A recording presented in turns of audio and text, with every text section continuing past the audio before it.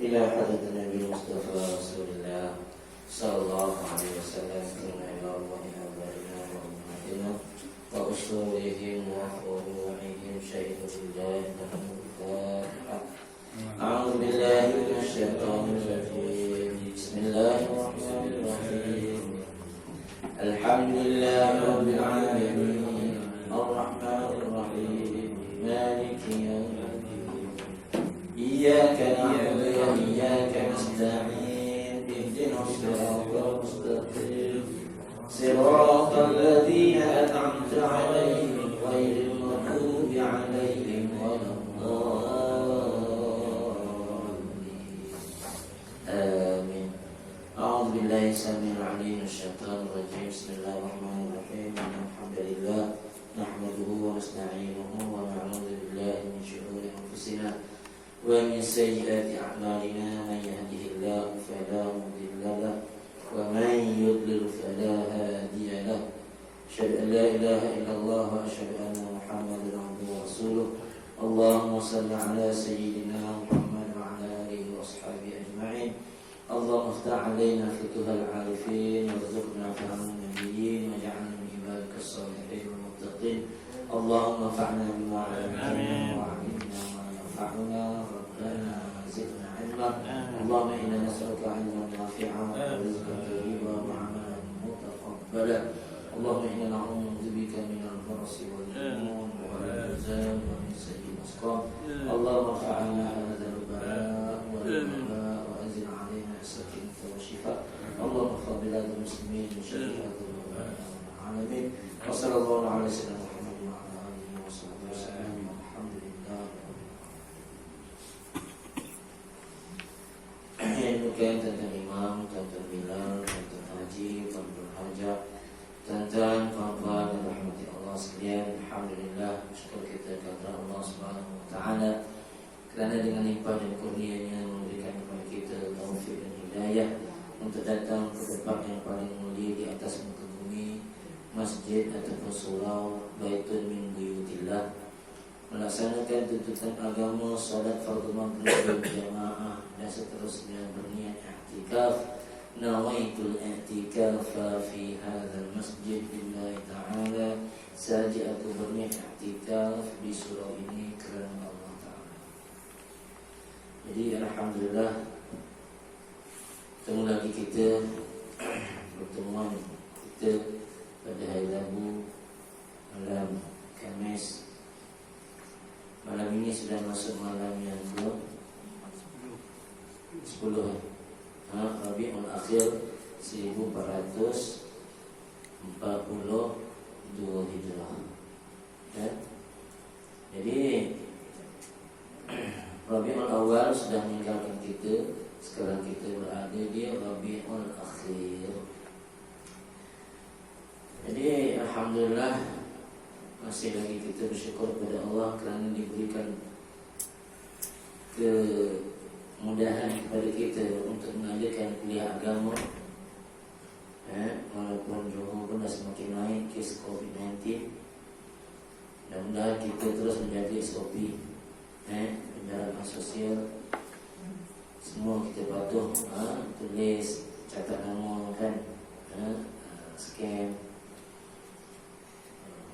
Dan mudah-mudahan Allah Ta'ala angkatlah wabak ini di tempat kita. Hari ini Batu Pahat pun dah naik kan, Johor Bahru naik, Batu Pahat naik. Mudah-mudahan tak ada tempat kita dah kita tak nampak ni kan. Berdoalah kepada Allah banyak-banyak. Allahumma inna na'udzubika minal barasi wal junun wal juzam wa min sayyi'il asqam. Itu doa untuk menolak musibah, dijauhi daripada dijangkiti virus corona. Jadi insyaAllah malam ini sambungan kita kitab Mustikah Hadis, iaitu beriman kepada Rasul Sallallahu Alaihi Wasallam. Malam ini insyaAllah kita akan baca hadis yang ke-14. Bismillahirrahmanirrahim. An Jabir radhiyallahu anhu anna Rasulullah sallallahu alaihi wasallam qala والذي نفس محمد بيده لو بدا لكم موسى fattaba'tumuhu wa taraktumuni ladhalaltum an sawa'is sabil walau kana hayyan wa adraka nubuwati lattaba'ani. Daripada Jabir radhiyallahu anhu bahwasanya Rasulullah SAW telah bersabda, demi Tuhan yang diri Muhammad dalam kekuasaannya, kalaulah Nabi Musa muncul kepada kamu, lalu kamu mengikutnya dan meninggalkan daku, sudah tentu kamu akan sesat dari jalan yang betul. Dan kalaulah Nabi Musa masih hidup lagi dan berada dalam masa aku menjadi Nabi, sudah tentu dia akan menurutku. Hadis riwayat At-Tirmidzi. Hadis yang ke-14 ini menerangkan syariat Islam yang dibawa oleh Nabi Muhammad SAW itu telah memansuhkan, iaitu telah membatalkan syariat-syariat yang lain.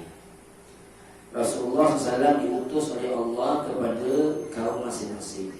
Rasul-rasul diutus kepada kaum masing-masing. Banyak bilangannya.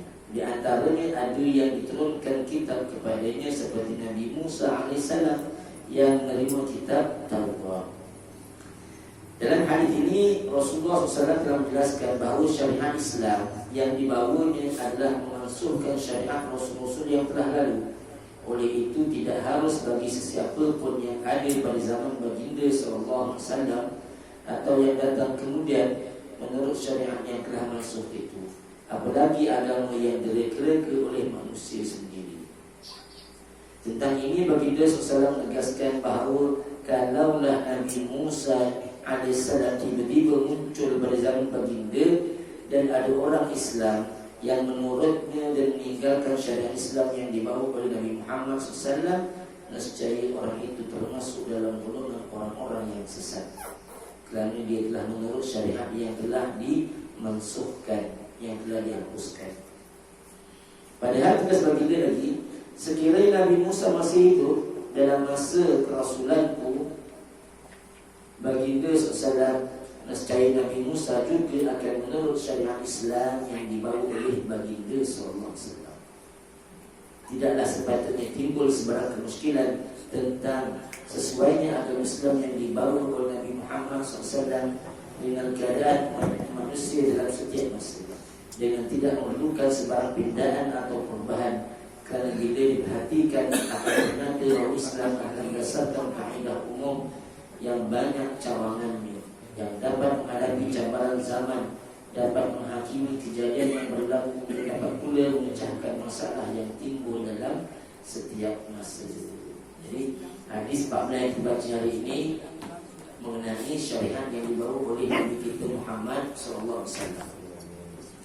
Maknanya kalau Nabi Musa ada pada masa ini, orang ikut ayat Nabi Musa, tak ikut ajaran Nabi Muhammad, Nabi kata orang itu sesat. Ini hadis Nabi.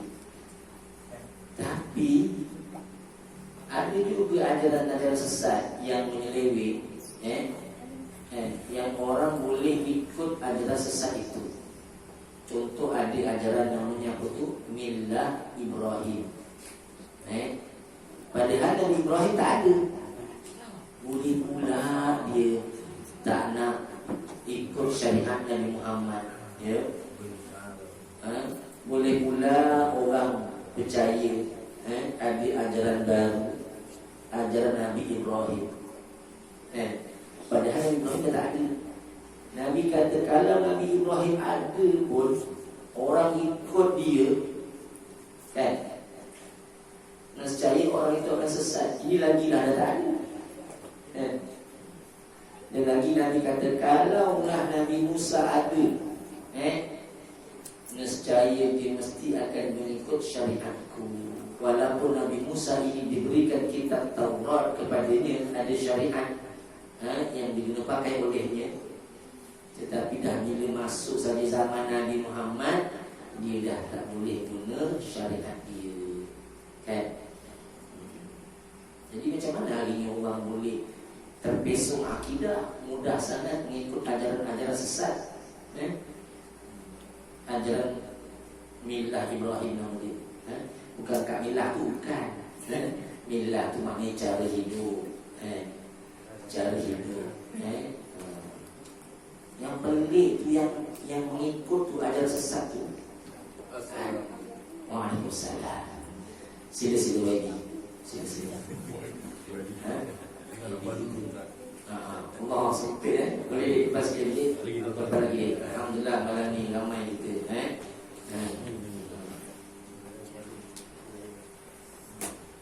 Jadi bila akidah kita tidak kuat, kita mudah mengikut ajaran sesat. Yang ikut ajaran-ajaran itu macam dulu kan ada ajaran ayah bin kan, kerajaan langit. Orang yang hebat-hebat itu macam yang tadi Milah Ibrahim, budak tahfiz, hafal 30 juzuk Al-Quran. Dah hafal 30 juzuk Quran kok boleh terbesong juga akidah. Sebab kadang-kadang orang ni dia hafal Quran aja, tapi dia tak tahu isi kandungan Al-Quran tu apa. Dia main hafal aja. Tapi maknanya dia tak tahu. Kadang-kadang bila ditanya mengenai hukum tajwid pun kadang-kadang dia tak tahu. Adalah bukan semula yang saya kata daripada tahfiz, mereka kadang-kadang tidak menitik beratkan hukum tajwid. Ustaz, saya nak tanya sikit. Ya, baik, silakan. Ini yang dimaksudkan amalan seorang tu kan, macam ayat mungkin beruntunglah orang yang beramal sembahyang dengan khusyuknya. Jadi maksud amalan tu kita mengamal, membaca atau mengamal apa yang diperintah oleh Allah. Ya, maksudnya beramal di situ kita ini contohlah macam kita dah tahu, solat berjemaah 27 darjat pahala. Jadi kita pun beramal. Maksudnya itu kita dah tahu, kita dari ilmu, kita pun beramal. Bukan kita dah tahu tapi kita tak beramal. Hari ini banyak orang ilmunya banyak tapi amalannya tak ada. Jadi beramal ini sangat penting. Tapi sebelum beramal kena ada ilmu. Bagaimana kita beramal tanpa ada ilmu? Nescaya setanlah dia punya gurunya. Sembahyang ilmu tak ada, rukun solat pun tak tahu, perkara yang batalkan sembahyang pun tak tahu. Rukun solat ada berapa ni? Mentang-mentang dia cuti kat sekolah, kau main game je. Ini orang apa ni? Buka buku tengok 13 kan.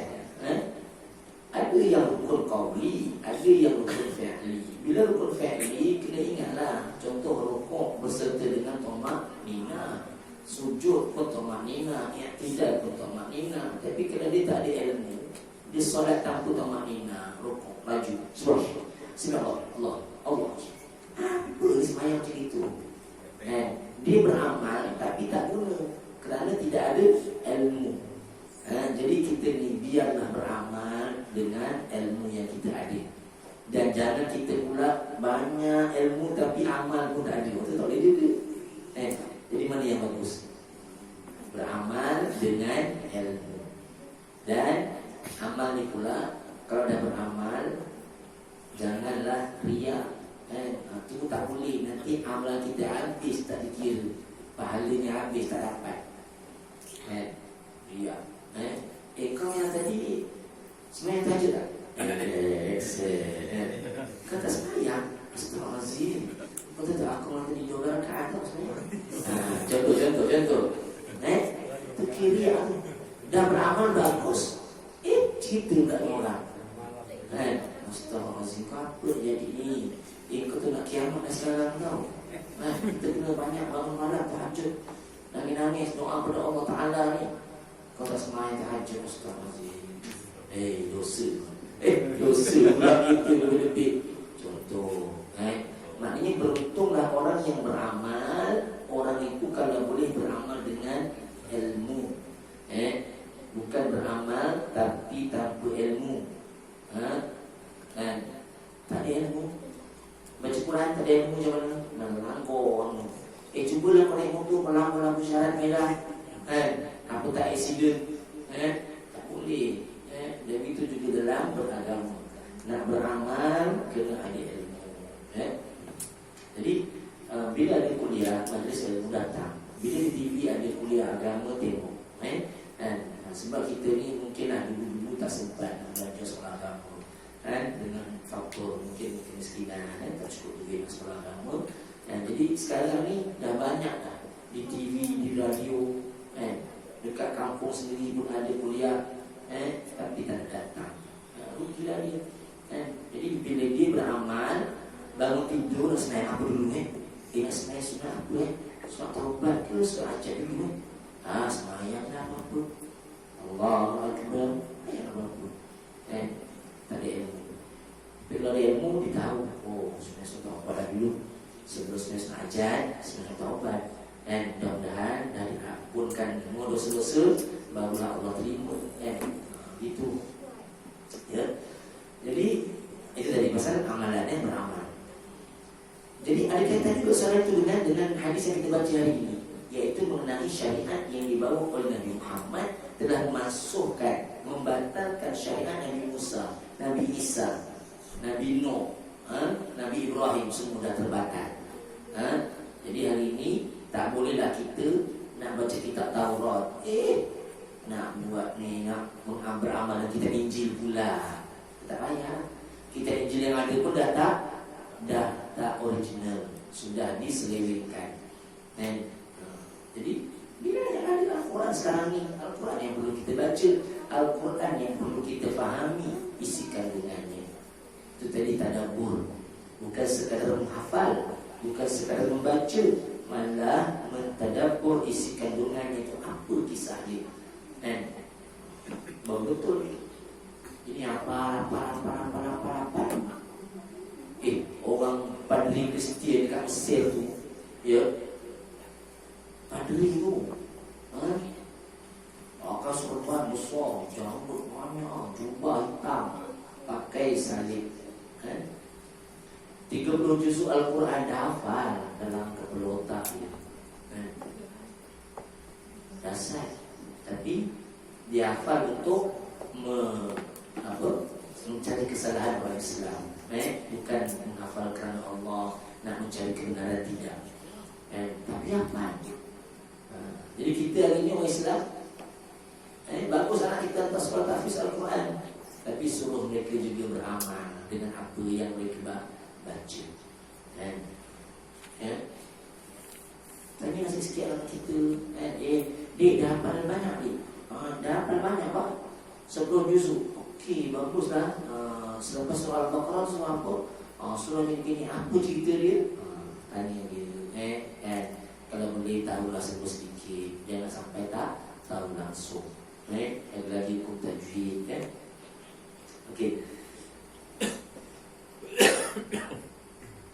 Jadi nanti di akhir zaman, Nabi Isa AS akan turun, betul tak? Nabi Isa kan belum wafat, berada di langit. Nanti akan turun pada akhir zaman Nabi Isa AS, dan Nabi Isa juga akan mengikut syariat Nabi Muhammad sallallahu alaihi wasallam. Jadi kita ini yang dah ada syariat Nabi Muhammad ini, ya, kena belajar, kita tahu hukum hakam. Jangan sampai kita tidak mengetahui syariat yang dibawa oleh Nabi kita Muhammad SAW. Kita tahu lah hukum fiqh, sikit-sikit kita nak tahu. Jangan sampai hari ini tak tahu. Okey. Jadi itu hadis yang ke-14 yang kita baca hari ini, bahawa syariat yang dibawa oleh Muhammad telah memansuh apa? Maknanya telah membatalkan syariat-syariat yang lain. Ada juga syariat seperti zaman Nabi Allah Ibrahim AS, hukum berkhitan, sunat, masih ada lagi diteruskan syariat Nabi Muhammad. Kita orang lelaki bersunat, orang perempuan bersunat. Cuma sekarang ini bila orang putih dia buat kajian, dia kata sunat ini seolah-olah macam apa tu, menyeksa kanak-kanak, terutamanya perempuan kan. Orang lelaki dia sunat biasanya umur 12 tahun kan, dia jana. Kadang-kadang ada yang turun lagi tingkat 1 tak sunat lagi, ada juga kan. Tapi kalau perempuan kan sunat ketika kecil, dia dikata seolah macam menyeksa orang perempuan. Tapi kita kata ini syariat kita kan, untuk menjadi kebersihan. Tengok hari ni orang Cina kalau pergi hospital tanya dia, ini buat apa ni pakai melekat ni? Sunat. Oh sunat. Ya sudah masuk Islam kan? Taklah, belum. Cina lagi. Waktu sunat biarlah mau bersih. Oh bagus, tahu kan. Tahu dia mau bersih tapi bila ajar masuk Islam takut. Oh takut lah itu masuk Islam. Kenapa? Asyik lah, nanti mau masuk kena potong lah. Kena potong. Alah bukannya potong banyak, sikit pun, potong kat depan tu je. Alah itu pun takut. Tak nak sunat pun tak apalah. Betul tak? Kalau takut sangat, tak nak sunat pun tak takut ya.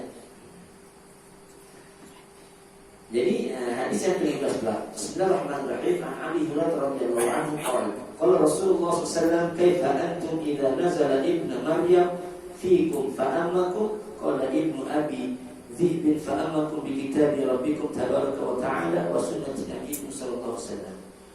Daripada Abu Hurairah radhiyallahu anhu katanya Rasulullah bersabda, sungguh baik keadaan kamu ketika Isa ibnu Maryam turun dalam kalangan kamu lalu ia memimpin kamu. Salah seorang rawi hadis ini, Ibnu Abi Dhib menerangkan dengan katanya, lalu ia memimpin kamu dengan menurut kitab Allah Al-Quran dan sunnah Nabi kamu sallallahu alaihi wasallam. Maknanya kalau Nabi Isa turun nanti, dia juga akan mengikut syariat Nabi Muhammad sallallahu alaihi wasallam.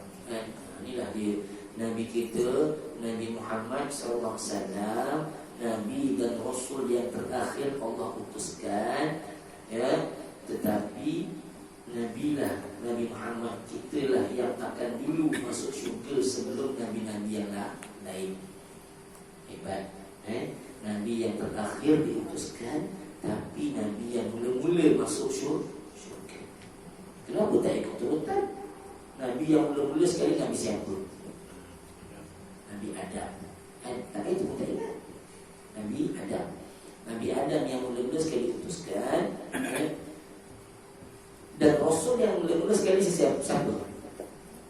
Rasul Nuh alaihi salam. Nabi Adam Nabi Idris, Nabi Nuh Nabi dan Rasul. Kata ulama, Nabi Nuh ini merupakan Rasul yang pertama Allah Ta'ala utuskan. Kan ada beza antara Nabi dengan Rasul kan. Jadi Nabi Nuh dalam Al-Quran ada surah Nuh Allah kata apa? Inna arsalna Nuhan ila qaumihi. Sesungguhnya kami telah mengutuskan Nuh kepada kaumnya untuk berdakwah, memberi peringatan.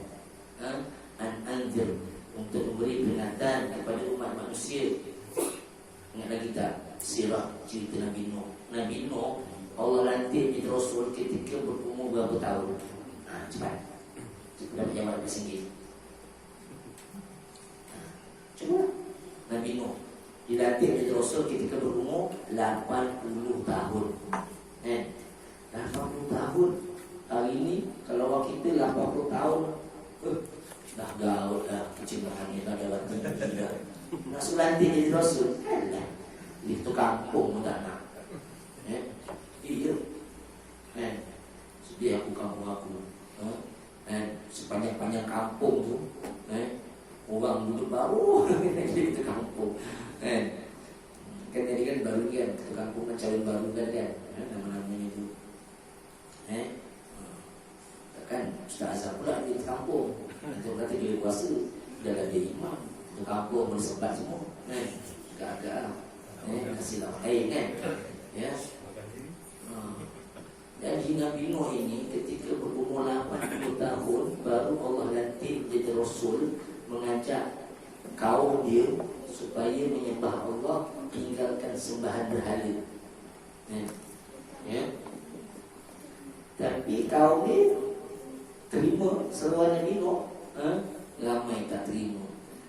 Usia dakwah Nabi Nuh 950 tahun. Hanya yang mengikut 80 lebih orang sahaja yang ikut seruan Nabi Nuh.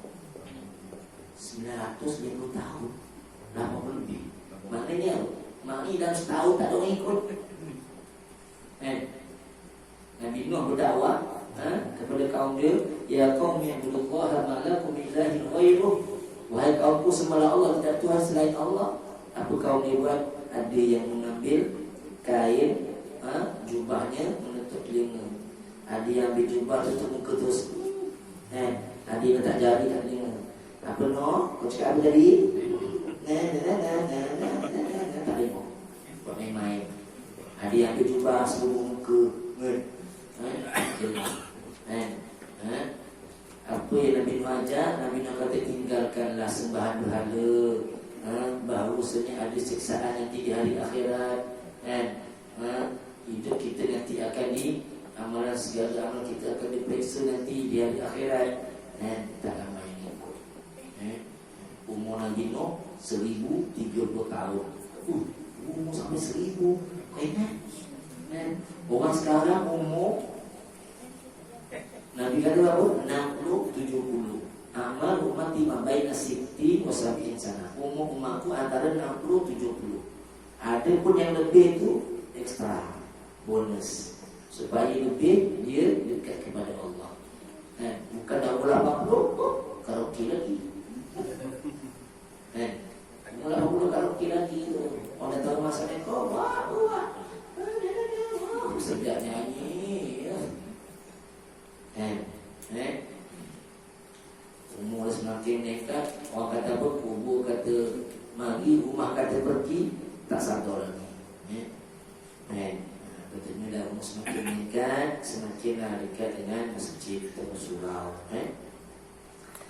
Jadi Nabi Nuh ini 80 tahun baru berdakwah. Lalas Allah suruh buat kapal, bahtera. Akhirnya Allah suruh naik orang-orang yang beriman 80 lebih dari itu bersama dengan binatang-binatang, semuanya naik dalam bahtera Nabi Nuh. Akhirnya bila hari yang dijanjikan Allah Ta'ala, hujan turun dengan lebat daripada langit dan air memancut daripada bumi dengan deras. Kita hari ini baru hujan turun aja dari langit tau. Itu pun dah banjir. Lambat 3 hari pun banjir. Zaman Nabi Nuh tu dalam sekali mata hujan turun begitu lebat daripada atas, dari bumi pula pun air terpancut begitu laju. Dalam sekali mata berlaku banjir yang besar. Anak Nabi Nuh, Nabi Nuh melihat anaknya berenang-renang. Kata Nabi Nuh, wahai anakku, hari ini tidak ada orang yang boleh selamat kecuali dia dalam kapal ini. Marilah masuk. Tak apalah wahai ayah, aku pandai berenang, aku boleh selamatkan diri aku. Akhirnya lemas, meninggal, mati. Jadi yang hidup hanya dalam kapal Nabi Nuh 80 lebih orang sahaja. Itu kisah Nabi Nuh alaihissalam. Jadi Nabi Nuh, Nabi Musa, Nabi Isa, Nabi Ibrahim, Nabi Sulaiman, semuanya berdakwah kepada kaumnya sahaja. Adapun Nabi Muhammad, adakah untuk penduduk Mekah dan Madinah sahaja? Tidak. Allah kata, wa ma arsalnaka illa rahmatan lil alamin. Tidak aku utuskan engkau wahai Muhammad kecuali untuk memberi rahmat seluruh alam. Sebab itu Nabi kita punya skop luas. Bukan untuk orang Mekah Madinah, tidak. Untuk seluruh dunia. Bukan untuk manusia, untuk jin-jin pun sama. Kerana kan jin masuk Islam. Tapi Nabi-Nabi yang lain, Rasul-Rasul yang lain, semua untuk penduduknya sahaja, kaumnya sahaja. Pula ada dekat Indonesia juga kan, ajar sesat. Dekat Malaysia pun ada. Dia kata Nabi Muhammad diutuskan untuk orang Arab, aku diutuskan untuk orang Melayu. Nasib baik orang Jawa tak boleh. Aku diutuskan untuk orang Jawa. Orang Bugis, aku diutuskan untuk orang Bugis. Kalau tidak ambil wahala. Tak ada Nabi tidak menutup segala Nabi. Khatamul anbiya wal mursalin. Khatam tu apa? Khatam tu apa? Habis. Habis. Khatam Quran. Maknanya apa? Habis baca Quran. Khatam. Ini pergi Mekah tak ada cakap Arab, minyak kita habis, dikata sadaqallahul azim. Habis kita.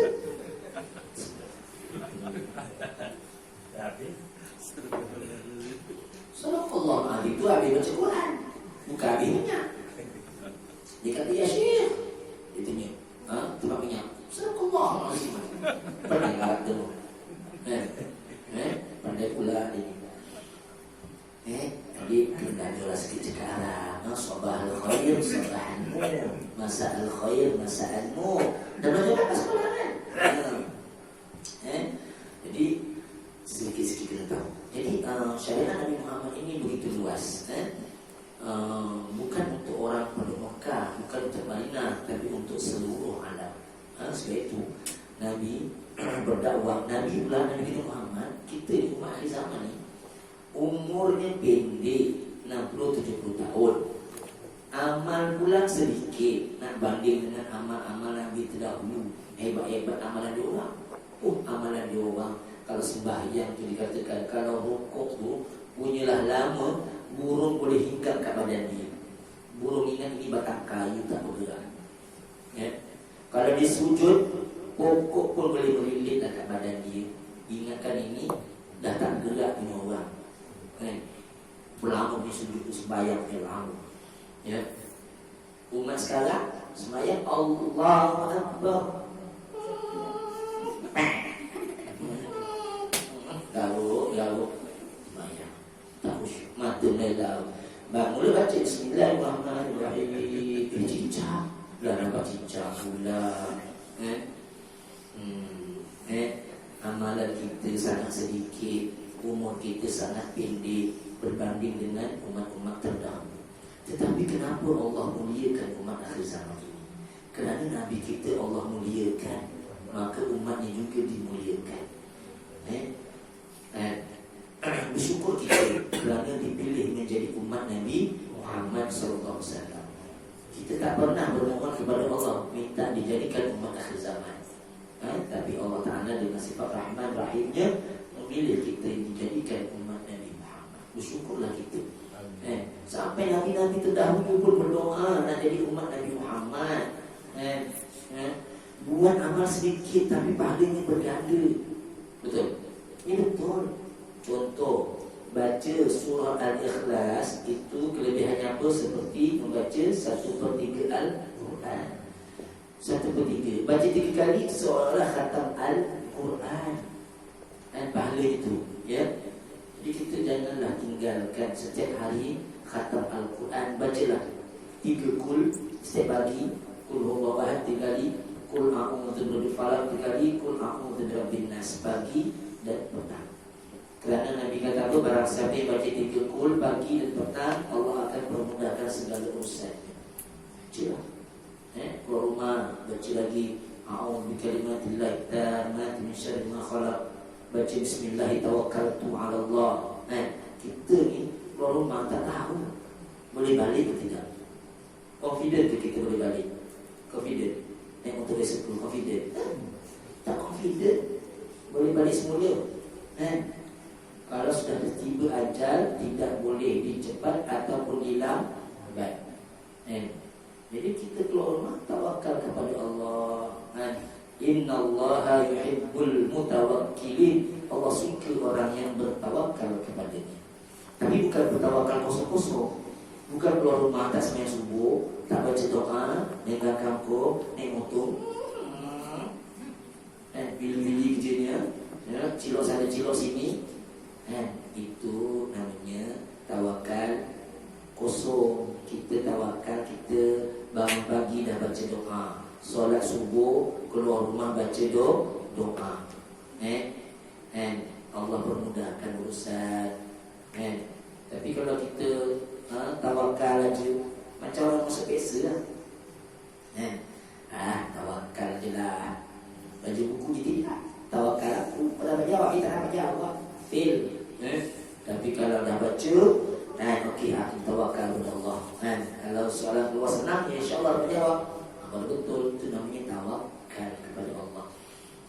keluar rumah baca doa, baca doa, minta dijauhkan dari perkara-perkara yang tidak diingini. Pernah diketahui yang kamu KL tu, yang waktu pagi, tiba-tiba jatuh batu berat dah, kebabu ke bawah, panjang umur orang tu ya Allah tu, kalau kena tu tepat kat atas kepala memang meninggal lah. Tapi Allah panjangkan lagi umurnya. Jadi kita perbanyakkan doa. Kalau keluar rumah, apa yang Nabi ajarkan kita amalkan. Nabi kata keluar rumah baca Bismillahirrahmanirrahim, baca lagi a'udzu billahi min syarri ma khalaq, Bismillahirrahmanirrahim, la yadurru ma'asmihi syai'un fil ardi wala fis sama'i wa samiul alim. Ayat kena dua kena stroke, angin ahmar. Angin ahmar yang ada mengandungi padanya itu makhluk. Jadi kita baca doa minta dijauhkan.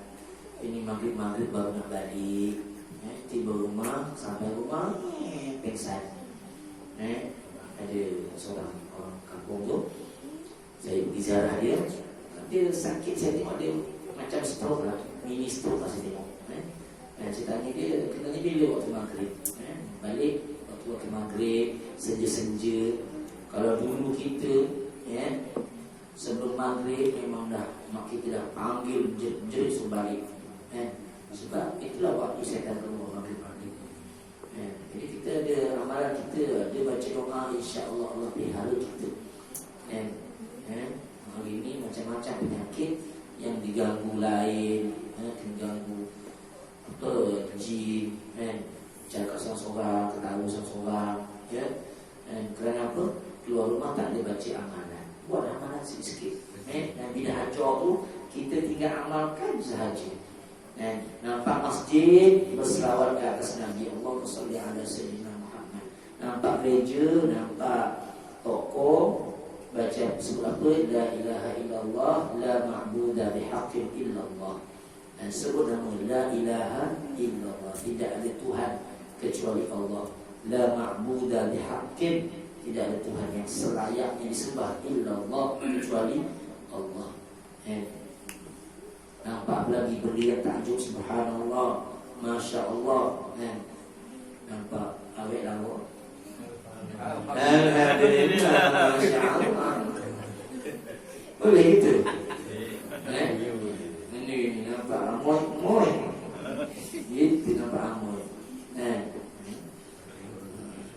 Astagfirullahaladzim, kali pun takkan amoy langsung tutup aurat. Memang nak pakai macam itu, macam mana? Kalau dia kat masuk, moy, tutup aurat, moy. Orang topak, moy, topak pun RM10. Gitu je. Tapi mata tu jaga sikit je. Lain batuknya tu. Jadi kan Nabi dah ajar. Itu baca doa Allahumma inni a'udzubika min fitnatin nisa. Ya Allah, jangan aku daripada fitnahnya perempuan. Okey, jadi iman Allah, imannya kalau iman kuat insya-Allah. Kalau iman lemah kan, ustaz pun terbang sungguhnya ya kan. Jadi iman insya-Allah. Jadi kena amalkan doa-doa yang diajarkan Nabi itu. Kalau rumah baca doa, insya-Allah Allah permudahkan segala urusan. Jadi ini untungnya umat akhir zaman tahu. Selepas Nabi Muhammad masuk syurga, baru nabi-nabi yang lain masuk syurga. Selepas itu umat Nabi Muhammad pula masuk syurga dulu sebelum umat-umat yang lain. Walaupun umat Nabi Musa hebat amalannya, hebat amal ibadahnya, tapi umat Nabi Muhammad dulu akan masuk syurga. Baik. Jangan dulu. Sampai ke sana tu umat Nabi Musa. Umur dia panjang, ibadah dia hebat, tapi kita umur pendek, ibadah sedikit, ibadah pun main-main. Masuk dulu. Sebab apa? Sebab Allah kata kuntum khairu ummatin ukhrijat lin-nas ta'muruna bil ma'ruf wa tanhauna 'anil munkar wa tu'minuna billah. Kamu adalah sebaik-baik umat yang dikeluarkan untuk manusia. Jadi umat akhir zaman ini dah tak ada lagi Nabi dan Rasul. Nabi dan Rasul tugasnya apa? Mengajak orang supaya beriman kepada Allah, mengajak orang daripada jauh dari agama dekat kepada agama. Jadi umat akhir zaman ini dah tak ada lagi Nabi Rasul. Jadi kerja-kerja kenabian dipikul oleh kita, orang yang mengucap 2 kalimah syahadat, terpikul ke atasnya tugas mengajak manusia kepada Allah. Masuk waktu ya. Azan dulu ya, sambung sikit.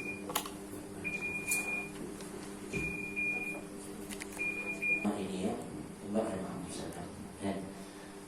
Sebab itu bila Nabi kita Muhammad SAW menunjukkan ibadah haji,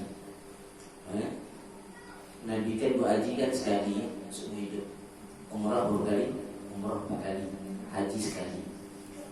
Ketika di Hajjatul Wada, Nabi berpesan kepada para sahabat supaya menyampaikan apa yang daripada aku, bagi ma'ani walau sampaikan daripada aku walaupun satu ayat.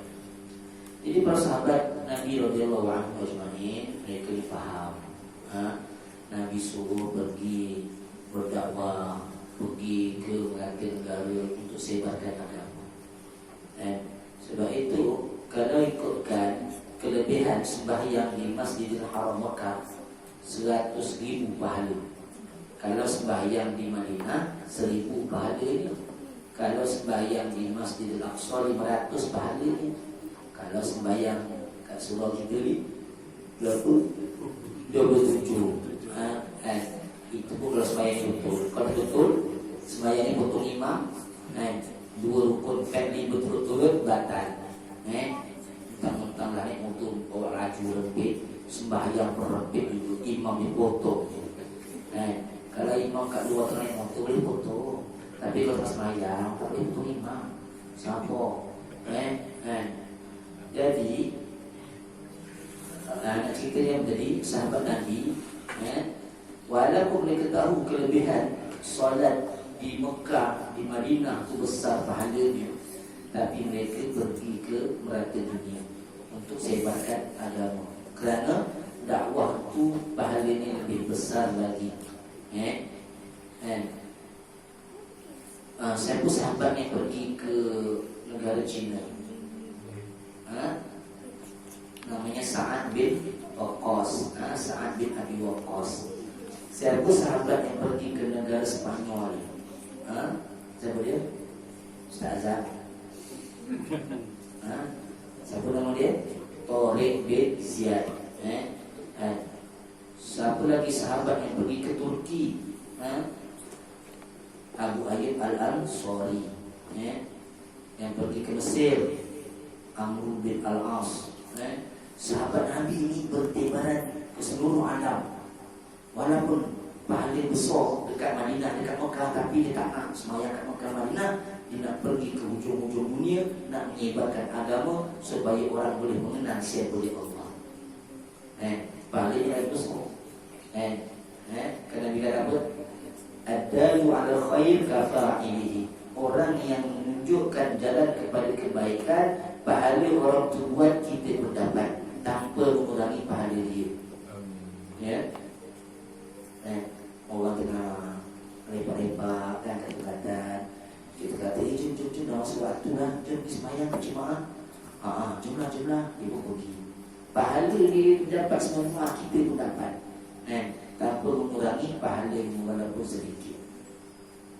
Nanti di hari akhirat dibukakan kita punya buku catatan amalan. Kita kata, ya Allah, ada pahala haji, aku tak pergi haji lagi, ya Allah, macam mana ada pahala haji ni? Allah kata, dulu kau dakwah orang tu supaya jadi baik, orang tu dah jadi baik, orang tu pergi haji, pahala hajinya pun kau dapat. Wah, hebatnya ya, untung lah. Ini namanya perniagaan yang tidak ada rugi. Tijaratu dengan tabur, perniagaan yang tidak ada rugi, mengajak orang kepada kebaikan. Tapi bisnes yang ada hari ini kadang-kadang untung, kadang-kadang tak untung, kadang-kadang tak balik modal tapi ini perniagaan mengajak orang kepada kebaikan sangat untung. Itu namanya dakwah. Dakwahnya apa? Menyeru, mengajak orang kepada kebaikan. Mana yang termampu kita buat, kita buat. Kita mampu dalam ahli keluarga kita. Dakwah ini pergi dalam keluarga kita dulu lah. Jangan pergi yang lebih besar. Dalam ahli keluarga kita dulu, kita ajak dia. Contoh, suami, isteri galakkan suaminya pergi surau, pergi masjid.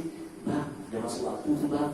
Tu, orang dah azan tu, bila azan sihat, bila suara sangkut sampai. Bukan kat sini atau lagi. Sihat bila muda lanjut usia dah.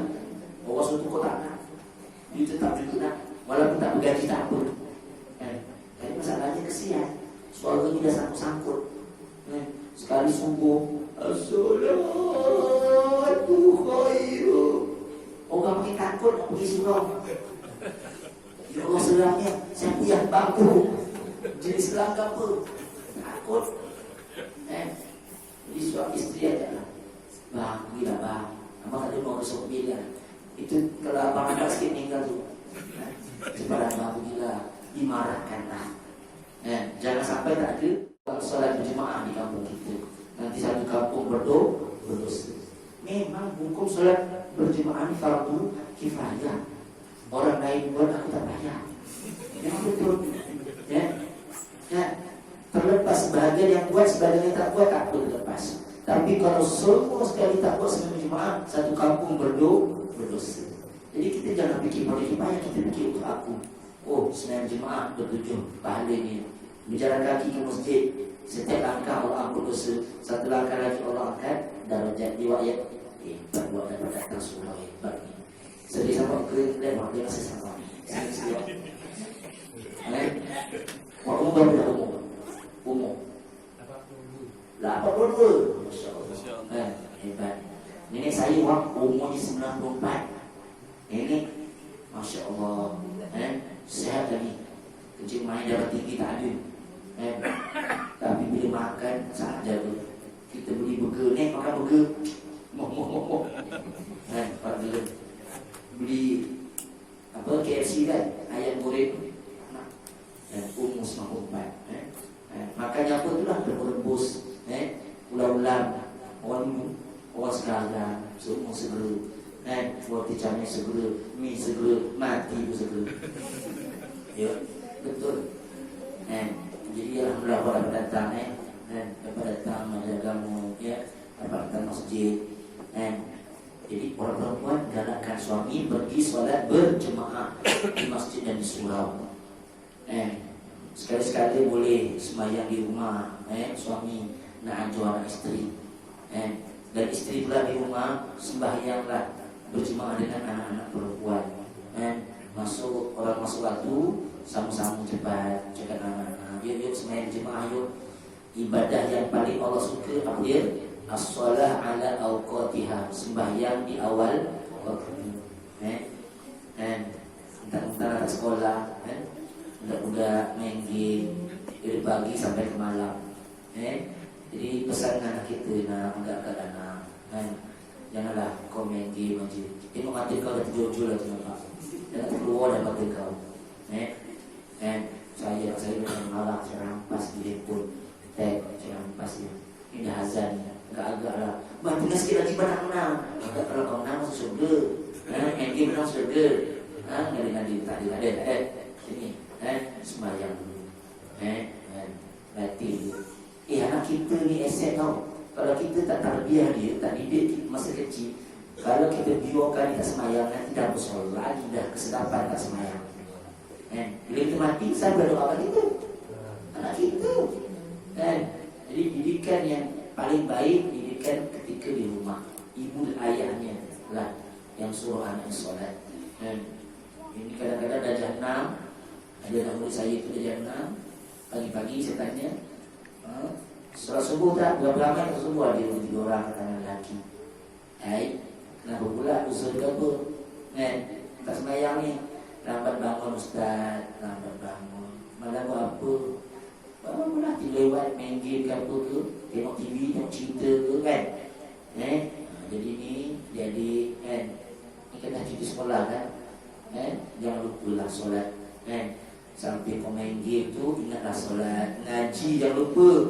Maghrib tu sembahyang maghrib, lepas tu ngaji.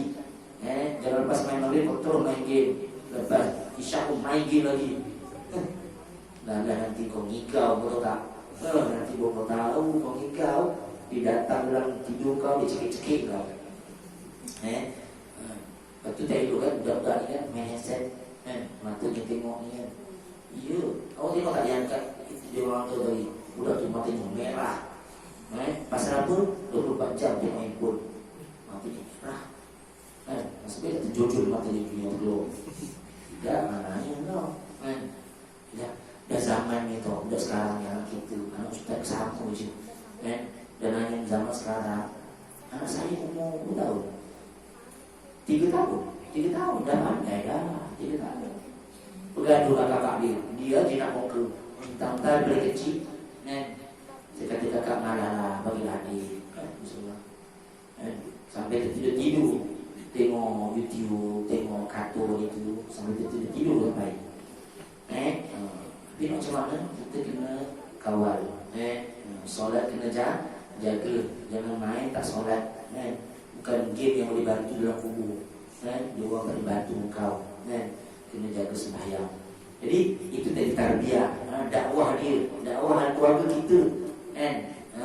Anak-anak perempuan kita yang dah besar ni keluar rumah semua pakai tudung. Kadang-kadang saya tidur di mana saya.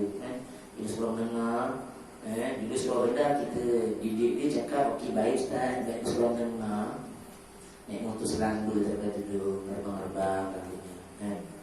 Ada lagi rambutnya kalau dah bersorak, dah habis sekolah dah.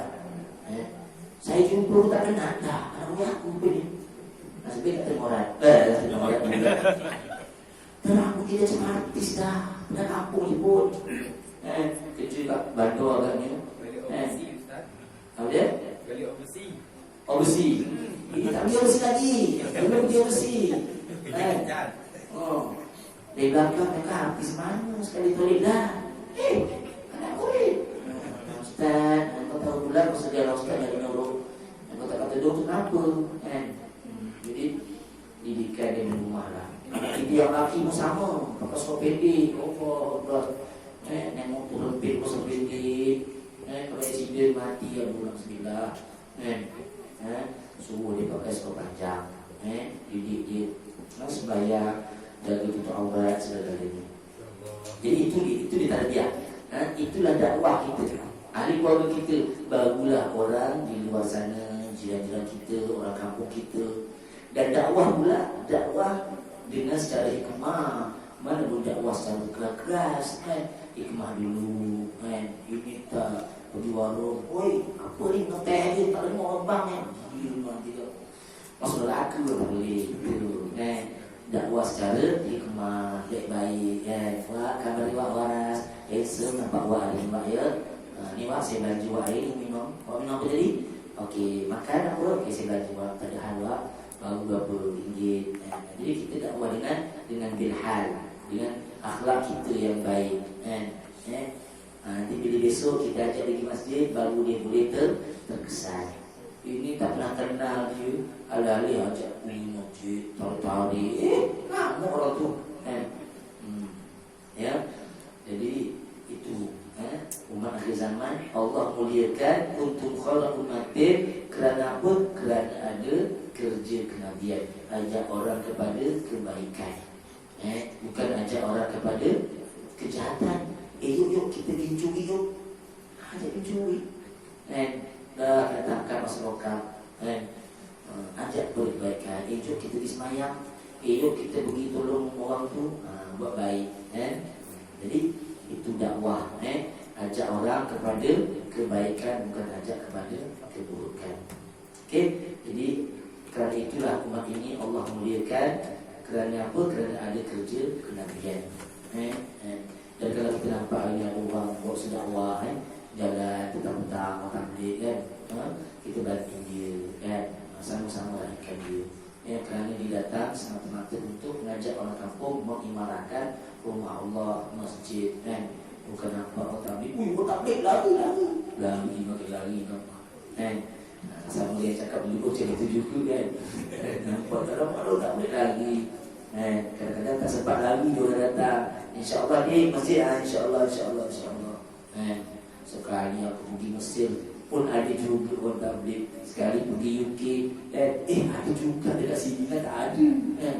Ingat dekat sini tak ada, punya ada juga Jadi kat mana-mana ada orang dakwah. Pergilah mana, pergilah sampai ke Norway sana pun, kat kutub utara pun ada orang ajak kepada kebaikan. Kalau tidak nanti kita hanya pergi negara sana, negara Eropah, mana dia macam kita sini ada pencegah maksiat, ketua rumah tak ada di sana. Majalah-majalah dia pun semua yang tak elok kan. Jadi kalau kita ada dengan berjemaah, insya-Allah kita akan selamat. Jadi itunya. Hadis ini ada kaitan dengan kelebihan umat akhir zaman. Sebab itu Nabi kata kalau Nabi Musa ada, Nabi Musa pun akan ikut syariat Nabi Muhammad. Okay. Jadi ada pertanyaan? Apa lagi ada yang ditanya? Ibu ada? Kalau tak ada saya tanya. Tak ada Okay, dah mantap semua dah hebat. Amalan dah hebat semuanya. Bagus. Wak ada lagi wak? Tak ada wak? Orang perempuan Okey. Ada lagi Salam tak tahu lagi? Okey, jadi insya-Allah mudah-mudahan kita Allah panjangkan umur. Allah pelihara kita daripada wabak yang ada sekarang ini. Hari ini nampak dah kurang sikit dia. 900 lebih hari ini. Semalam 2,800 2,800 Hari ini alhamdulillah 970 lebih kalau tak silap Cuma ni tempat kita ni nekat ni JB Mutapahat ni dan ada kluster Kobena pula. Pada saya ada Kobena ni ada kluster Mutapahat Tokang pecah Tokang pecah ni ada jadi kita perbanyakkanlah doa dan kalau boleh janganlah buat anak-anak keluar kan. Orang tu berbahayalah. Kita pun keluar bila perlulah.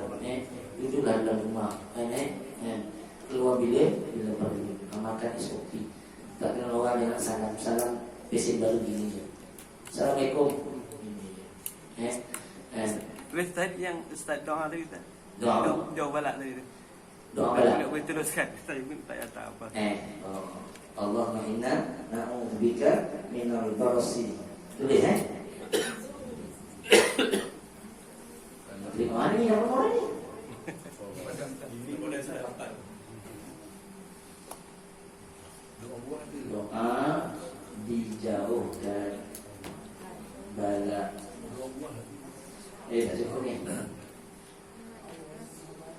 Allahumma inna na'udzubika minal barasi wal junun wal juzam wa min sayyidil asqa.